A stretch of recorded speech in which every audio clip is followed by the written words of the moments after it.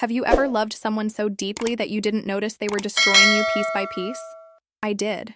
And by the time I realized what was happening, I was barely recognizable to myself.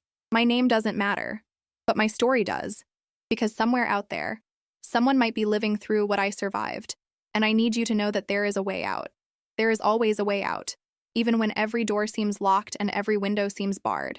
Let me take you back to the beginning, to the moment I met the man who would become both my nightmare and the catalyst for the strongest version of myself I never knew existed. It was a Tuesday afternoon in late September when our eyes first met across that crowded coffee shop, and I remember thinking he had the kindest smile I had ever seen. Isn't it terrifying how wrong we can be about someone? How the mask they wear can be so convincing that we mistake poison for medicine, chains for jewelry, and a cage for a home.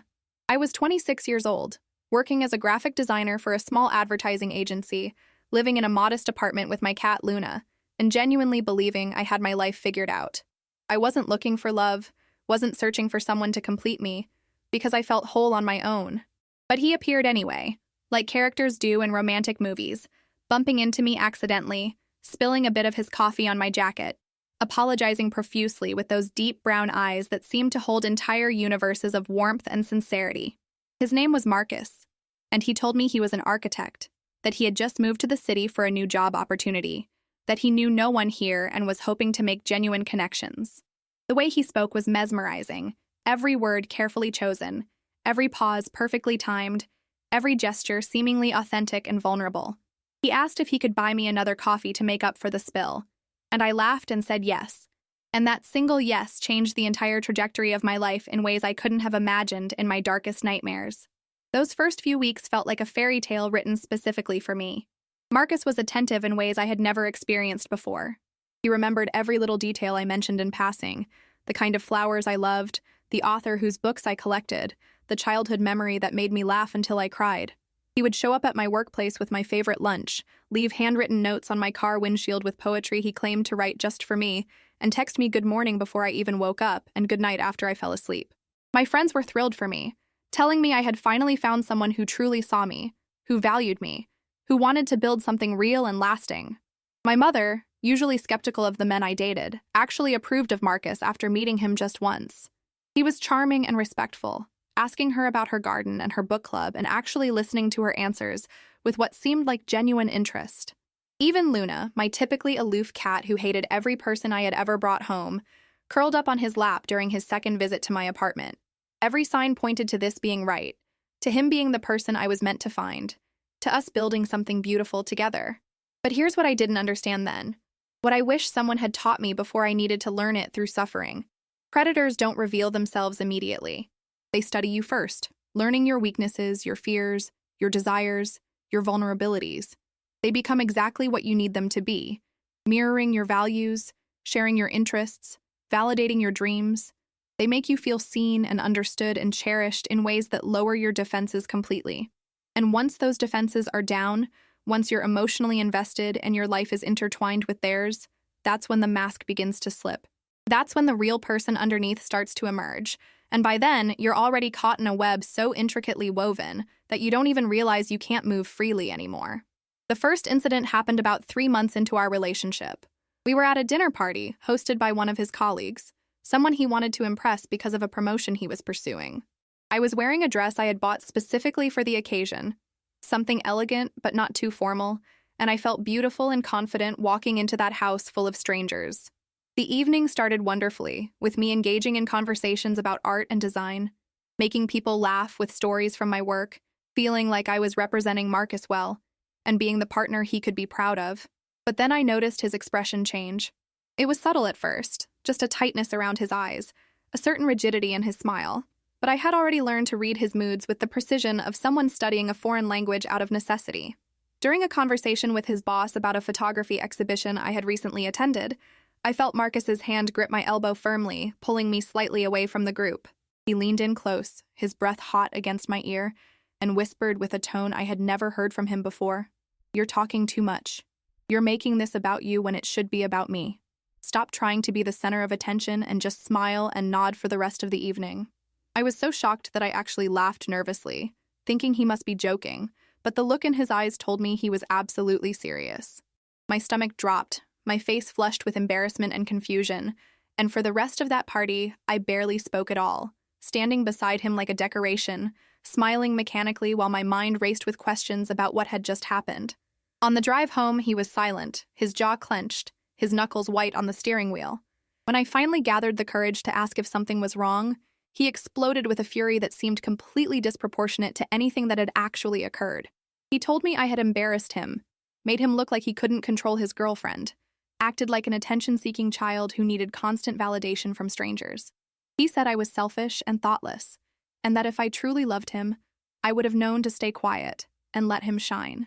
I sat there in the passenger seat, tears streaming down my face, completely blindsided by this transformation from the gentle, loving man I thought I knew to this angry stranger who seemed to genuinely hate me in that moment. But here's the insidious part, the part that kept me trapped far longer than it should have. He apologized.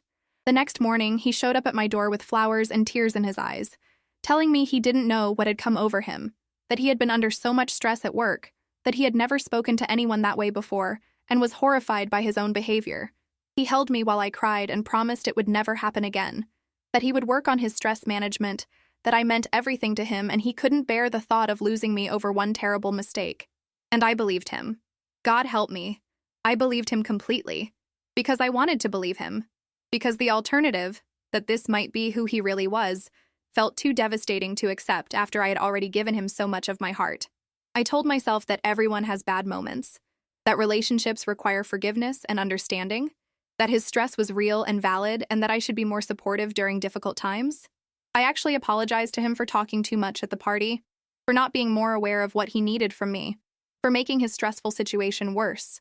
Looking back now, I can see how that moment was the beginning of a pattern that would repeat and intensify over the next 2 years, each incident followed by apologies and promises, each time eroding a little more of my sense of self, each cycle training me to accept the unacceptable and call it love.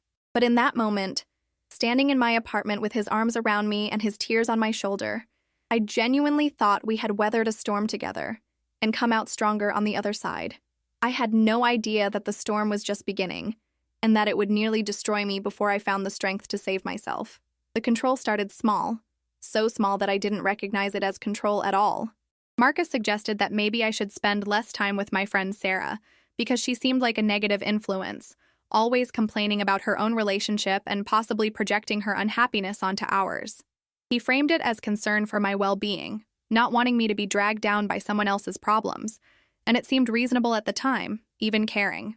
Then he mentioned that my work clothes were too provocative, that I was attracting unwanted attention from male colleagues, that if I respected our relationship, I would dress more conservatively. Again, he presented it as protection, as him caring about how other men looked at me. And I actually felt flattered that he was so invested in our relationship that he worried about these things.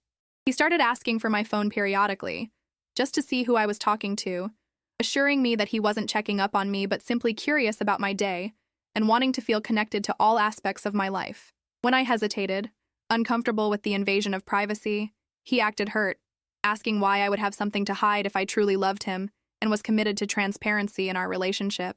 So I gave him my phone, unlocked, whenever he asked, telling myself that I had nothing to hide anyway and that this was what trust looked like in a mature relationship. He moved into my apartment about 6 months into our relationship, claiming his lease was up and suggesting we take this next step together since we were spending every night together anyway. It seemed natural, romantic even, and I was excited about building a shared life with someone I loved. But almost immediately after moving in, things began to shift in ways that made me increasingly uncomfortable, but that I couldn't quite articulate or justify leaving over. Marcus started making decisions about our apartment without consulting me, rearranging furniture that had been mine, throwing away decorations he deemed childish or tasteless, essentially erasing my personality from my own living space and replacing it with his aesthetic preferences. When I protested, he said he was just trying to make our home more adult and sophisticated, that my taste was fine but needed refinement, that he was doing this for us, not against me. He took over our finances, saying he was better with money and wanted to make sure we were being responsible and saving for our future together. I had to ask permission to buy anything beyond basic necessities, justifying every purchase, showing him receipts, explaining where every dollar went. He controlled what we ate, claiming he was concerned about my health when he criticized my food choices, but really enforcing a strict diet that left me constantly hungry and increasingly weak. He monitored my work schedule obsessively, calling or texting multiple times throughout the day, becoming angry if I didn't respond immediately, accusing me of lying about where I was or who I was with if I was even 5 minutes later than expected getting home. My friendships dissolved one by one, as Marcus found reasons why each person was unsuitable, problematic, secretly jealous of our relationship, or attempting to come between us. My family visits became rare and stressful, with Marcus sulking beforehand and interrogating me afterward about conversations, criticizing my parents, creating tension that made me want to avoid gatherings rather than deal with the aftermath. I quit hobbies I loved because they took time away from him, stopped going to my book club because he said it was a waste of time, gave up my gym membership because he claimed the men there were predatory and made him uncomfortable. Piece by piece, he isolated me from everything and everyone that had made me who I was, until my entire world consisted of him, my apartment, and my job, and even my job was under constant threat because his controlling behavior was starting to affect my performance and my relationships with colleagues. The physical abuse started almost a year into our relationship, though I didn't call it that at first because it didn't match the images I had in my head of what abuse looked like. It started with grabbing, his hand tight around my wrist when he wanted to make a point, his fingers digging into my arm when he was steering me away from someone or something, his grip on my shoulders just a bit too firm when he was emphasizing how much he needed me to understand something. Then came pushing, seemingly accidental at first, bumping into me hard enough to make me stumble, but becoming more deliberate over time, shoving me away from him during arguments, pushing me into walls or furniture when he was particularly angry. He threw things near me, not at me, making sure I understood the distinction, as if the intent behind the action mattered more than the terror I felt, watching objects shatter against the wall inches from my head. He punched walls beside my face, leaving holes in the drywall that I would have to explain away to my landlord, creating an environment where I never knew when violence might erupt and always felt the need to manage his emotions to prevent the next explosion. And then came the day he actually hit me. A slap across my face during an argument about something so trivial I can't even remember what started it. And the shock of it was almost worse than the pain. The realization that we had crossed a line I never thought we would cross, that I was now officially a woman being abused by her partner. But even then, even with the handprint still red on my cheek, he convinced me it was my fault. I had provoked him, pushed him too far, said things designed to hurt him, forced him into a reaction that was completely out of character, and wouldn't have happened if I had just been more reasonable, more understanding, more careful with my words. And I believed him, or at least I wanted to believe him, because accepting that I was in an abusive relationship meant accepting that I had made a terrible mistake, that I had wasted nearly a year of my life, that I was weaker and more foolish than I had ever imagined possible. Have you ever felt like you were disappearing? Not dying exactly, but slowly fading, like a photograph left too long in the sun, all your colors bleeding out until you're barely visible anymore? That's what it felt like living with Marcus during those darkest months. I stopped recognizing myself in the mirror, not just because I had lost so much weight or because there were often bruises I had to cover with makeup, but because the person looking back at me had dead eyes, no spark, no joy, no fight left. I moved through my days like a ghost, going through the motions of work and home life, but not really present in either space. Always calculating in the back of my mind how to keep Marcus happy, how to avoid triggering his anger, how to make myself smaller and quieter and less threatening to his fragile ego. My coworkers noticed the change in me, several asking if I was okay, if something was wrong at home, but I assured them everything was fine, that I was just tired or stressed or dealing with some personal issues I preferred not to discuss. The lies came so easily by then, practiced and smooth, and I genuinely believed I was protecting Marcus and our relationship by maintaining the facade that everything was perfect behind closed doors. My mother called less frequently because our conversations had become strained and superficial, me unable to share anything real about my life, her sensing something wrong but not knowing how to reach me through the walls I had built. I stopped posting on social media because Marcus monitored everything I shared and had opinions about every photo, every caption, every interaction, making it easier to just disappear from that space entirely than to navigate his constant criticism and control. I became a shell of the vibrant, confident, creative person I had been before Marcus entered my life. And the worst part was that I had let it happen, had participated in my own erasure by accepting his narrative that I was the problem, that I needed to change, that if I could just be better and more perfect and more careful, then everything would be okay, and he would love me the way I desperately needed to be loved. The breaking point came on a Friday evening in March, nearly 2 years into our relationship, during what should have been a celebration of my promotion at work. I had been offered a senior designer position with a significant raise and more creative control over projects, something I had worked incredibly hard to achieve, despite the chaos in my personal life. I was excited to tell Marcus, hoping he would be proud of me, hoping this good news might ease some of the tension that had become constant in our home. But when I came home and shared my news, his face darkened immediately. Instead of congratulations, he interrogated me about who else had been considered for the position, whether any of my male colleagues had also applied, how I had managed to get promoted when he knew my work performance had been suffering. He accused me of sleeping with my boss, of using my body instead of my talent to advance my career, of being a whore who had betrayed him while pretending to be committed to our relationship. The accusations were so absurd and hurtful that I actually laughed in shock, which enraged him further. He grabbed me by the throat, slammed me against the refrigerator, and for the first time in our relationship, I genuinely thought he might kill me. His hands squeezed tighter as he screamed in my face, spittle flying, his eyes completely wild and unfamiliar, and I couldn't breathe, couldn't speak, couldn't do anything but claw weakly at his hands and feel my vision starting to darken around the edges. And then, just as suddenly as it started, it stopped. He released me, and I collapsed to the floor, gasping and choking and crying, while he stood over me breathing heavily and looking at his own hands like he didn't recognize them. He didn't apologize this time. He didn't cry or beg for forgiveness or promise to change. He simply said, "Look what you made me do," and walked out of the apartment, leaving me alone on the kitchen floor, trembling and terrified, and finally ready to admit that this was not love, had never been love, and would never become the love I deserved no matter how much I sacrificed or changed or tried to be perfect for him. That night, alone in the apartment with bruises forming on my neck and my whole body shaking from shock and fear, I made a decision that would save my life. I was going to leave. Not someday, not eventually when things got worse, or when I was stronger, or when I had a better plan, but soon, as soon as I could figure out how to do it safely.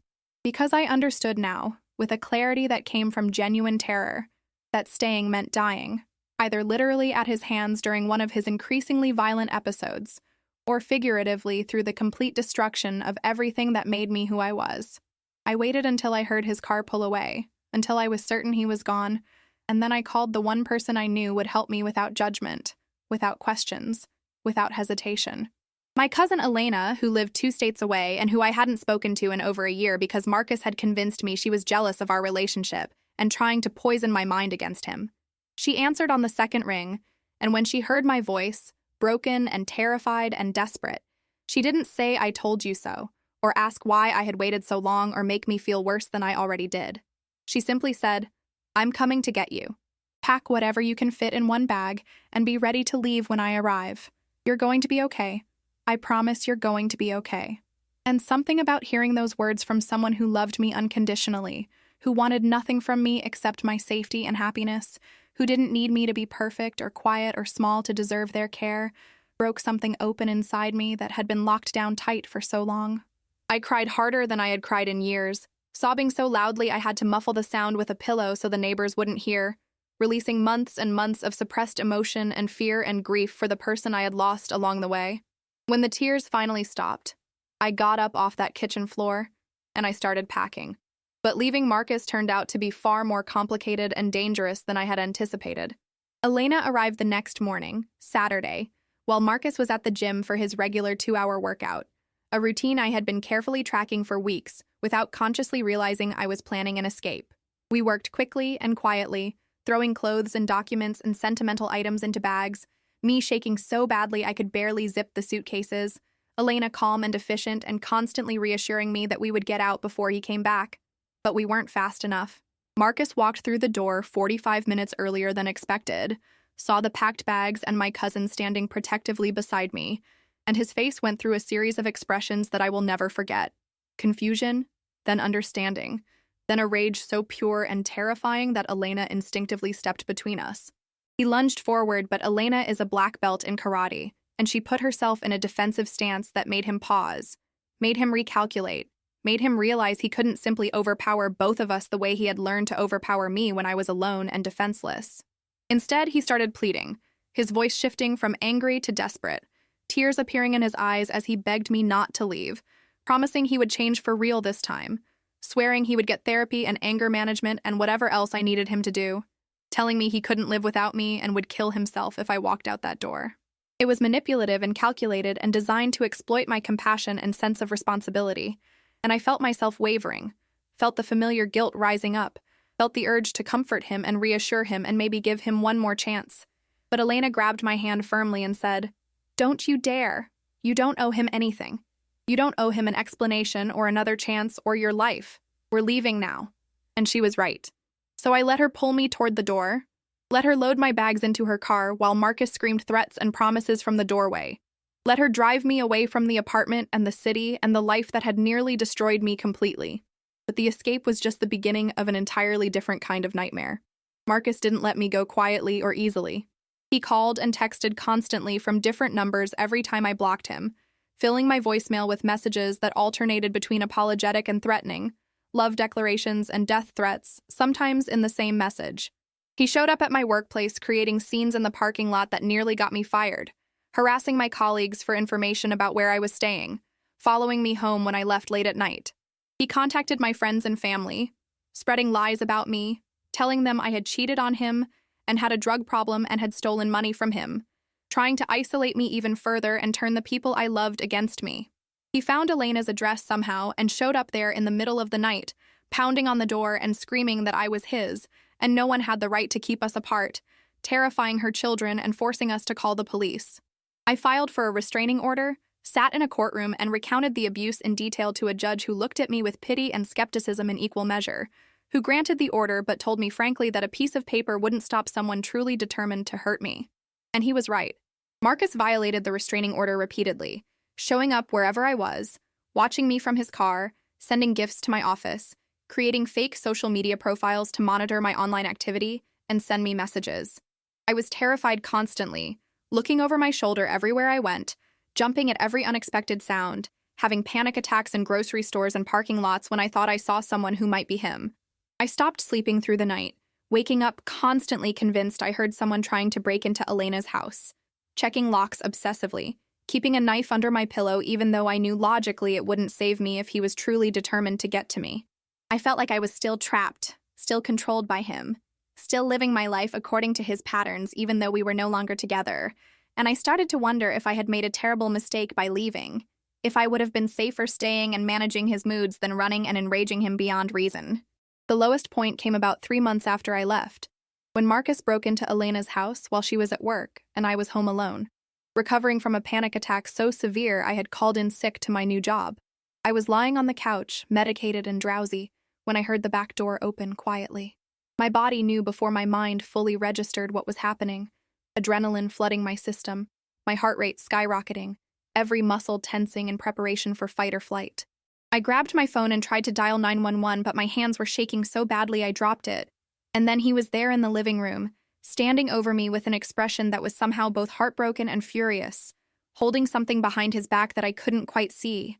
He started talking in a rapid, disconnected way that terrified me more than his anger ever had, rambling about how much he loved me and how I had destroyed his life, and how if he couldn't have me, then no one could, and how we were meant to be together forever, even if forever meant death.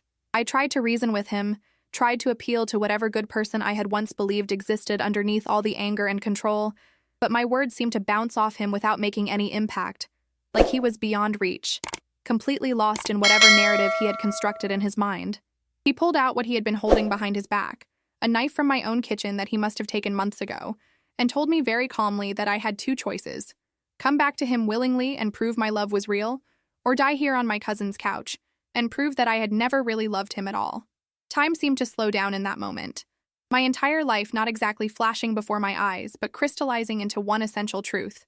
I wanted to live. Not just survive, not just exist in whatever form he would allow, but truly live with freedom and joy and purpose. And if I was going to die, I was going to die fighting, not submitting, not accepting his version of love that was really just possession and control dressed up in romantic language.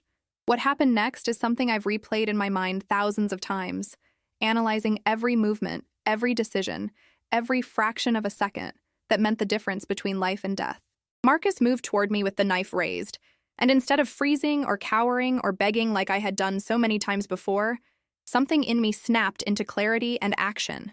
I threw the glass of water from the coffee table directly at his face, momentarily blinding him and making him stumble backward. In that split second of confusion, I lunged for the fireplace and grabbed the heavy poker that Elena kept there, swinging it with every ounce of strength I had left in my weakened body. I didn't aim for his head or try to kill him, though I had every legal and moral right to defend my life by any means necessary. I aimed for his arm, hitting him hard enough that he dropped the knife and screamed in pain, hard enough that I heard something crack, hard enough to give me the opportunity to run. I bolted for the front door, fumbling with locks that seemed to fight against me, hearing him recovering behind me and starting to move, his footsteps heavy and determined. I got the door open and ran into the street screaming for help, and a neighbor who had been working in his yard immediately called 911 and came running toward me with a baseball bat, positioning himself between me and the door in case Marcus followed. The police arrived within minutes, found Marcus still in the house holding his broken arm and crying, arrested him immediately for violation of the restraining order, breaking and entering, and assault with a deadly weapon. I sat on the curb wrapped in a blanket someone had brought me, shaking so violently I thought my bones might break, watching them put him in the back of a police car and feeling absolutely nothing except exhausted relief that I had survived, that it was finally over, that he couldn't hurt me anymore. But survival isn't the same as healing, and the months that followed were some of the hardest of my life in completely different ways. Marcus was charged and eventually convicted, sentenced to 5 years in prison with the possibility of parole after 3, and I testified at his trial, stood in that courtroom and told my story to strangers who needed to understand what he had done and why he needed to be held accountable. Facing him across that courtroom, seeing him in an orange jumpsuit with his eyes fixed on me in a way that still felt possessive and controlling, took more courage than anything else I had ever done. But I did it. I spoke my truth clearly and firmly, and when the verdict was read and I knew he would be locked away for at least a few years, I felt something shift inside me, some small piece of peace settling into place. The physical recovery was relatively quick, bruises fading, weight slowly returning to my too thin frame, sleep gradually becoming more regular as I felt safer in Elena's house with new locks and a security system and the knowledge that Marcus was behind bars. But the psychological recovery was much longer and more complicated, requiring therapy twice a week with a trauma specialist who helped me understand that what I had experienced was severe domestic violence, that none of it was my fault, that my responses to the abuse were normal reactions to abnormal circumstances, that I could heal and rebuild my life even though it felt impossible in those early days. I had PTSD that manifested in panic attacks triggered by unexpected touches, by raised voices, by men who resembled Marcus even slightly, by the smell of the cologne he used to wear, by 1,000 small things that transported me back to those moments of terror. I had nightmares that left me screaming myself awake, dreams where I was back in that apartment and couldn't find the door, where he was chasing me but I couldn't run, where I was drowning and no one could hear me calling for help. I had days where getting out of bed felt like climbing a mountain, where the weight of everything I had been through pressed down on me so heavily I couldn't imagine ever feeling light or free or happy again. But slowly, so slowly I almost didn't notice it happening, I began to heal. I started to remember who I was before Marcus, started to reconnect with the interests and passions and personality traits he had systematically suppressed over 2 years. I bought art supplies and spent hours sketching and painting, letting my creativity flow without anyone judging or criticizing or telling me I was wasting my time. I joined a domestic violence survivors support group and found incredible strength in connecting with women who understood exactly what I had been through, who didn't need explanations or justifications, who saw me and believed me and validated my experiences without question.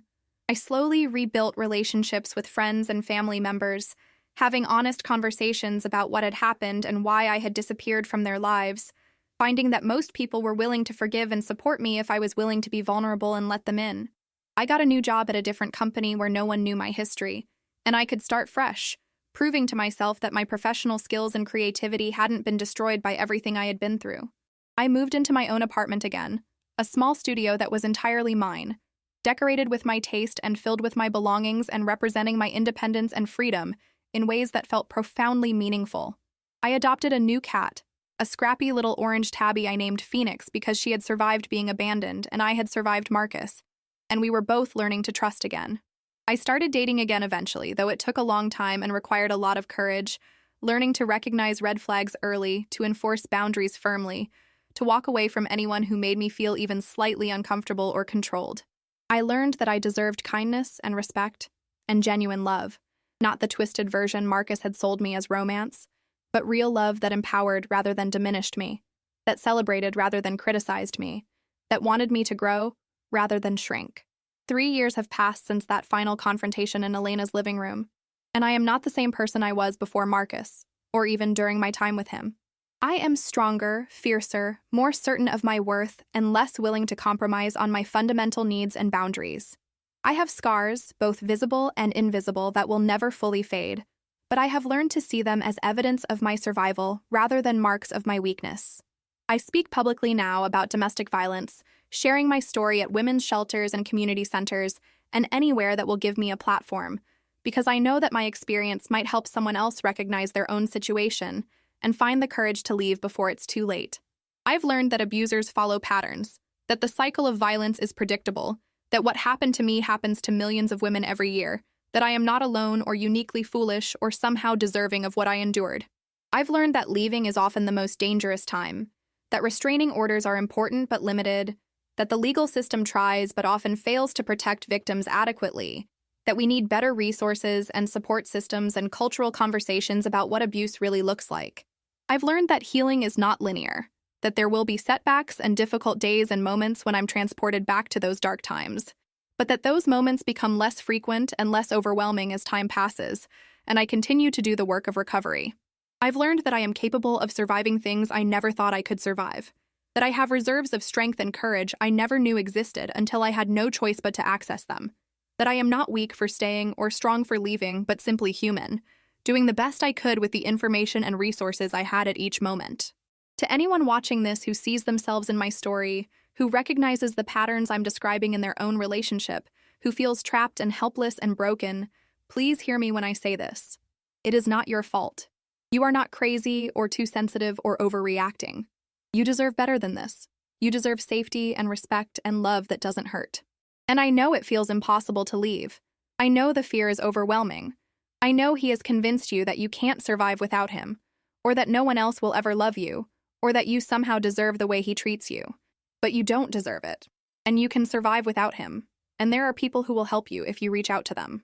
Contact the National Domestic Violence Hotline, talk to a counselor or therapist, confide in a friend or family member you trust, start planning your exit strategy even if it takes months to execute safely. Document the abuse, save threatening messages, take photos of injuries, create evidence that might be needed later for restraining orders or criminal charges, and most importantly, believe in yourself and your worth and your right to live a life free from fear and violence. You are stronger than you know, braver than you think, and more capable of rebuilding your life than seems possible right now. I am living proof that there is life after abuse, that you can heal from trauma, that you can trust and love again, that you can become even stronger and more whole than you were before the abuser entered your life and tried to break you down. He wanted me broken and helpless, but I gathered strength I didn't know I possessed and fought back until he couldn't touch me anymore. And if I could do it, coming from where I was at my lowest point, then you can too. Have you ever been through something similar, or do you know someone who might be in a situation like the one I described? Please share your thoughts in the comments below, and if you feel comfortable, share your own story, because our voices together are powerful and might save someone's life. If this story touched your heart or resonated with your own experience, please leave a like on this video to help it reach more people who might need to hear this message of survival and hope. I want to encourage you to really understand the content I've shared today, not just about my personal story, but about the patterns of abuse, the cycle of violence, the warning signs that appear early in relationships, and the resources available to help people escape dangerous situations. Knowledge is power, and understanding these dynamics might help you or someone you love recognize abuse before it escalates to life-threatening levels. Please subscribe to I Live to Tell for more true stories of survival, resilience, and transformation from people who have been through unimaginable circumstances and came out the other side stronger. Every story we share here is real, raw, and told with the hope that it might make a difference in someone's life, that it might provide the push someone needs to take action, that it might remind survivors they are not alone in their experiences or their healing journey. And don't forget to hit that notification bell so you're alerted every time we post a new story, because you never know which story might be the one that changes your perspective, validates your experience, or gives you the courage to make a change you've been considering for far too long. Thank you for listening to my story with open hearts and minds. Thank you for being part of a community that believes survivors, supports recovery, and refuses to stay silent about domestic violence. Together, we can create a world where stories like mine become rarer, where abuse is recognized and stopped earlier, where survivors are believed and supported unconditionally. You are not alone. You are believed. You are worthy of love and safety and peace. And there is always, always hope for a better future if you're willing to take that first terrifying step toward freedom.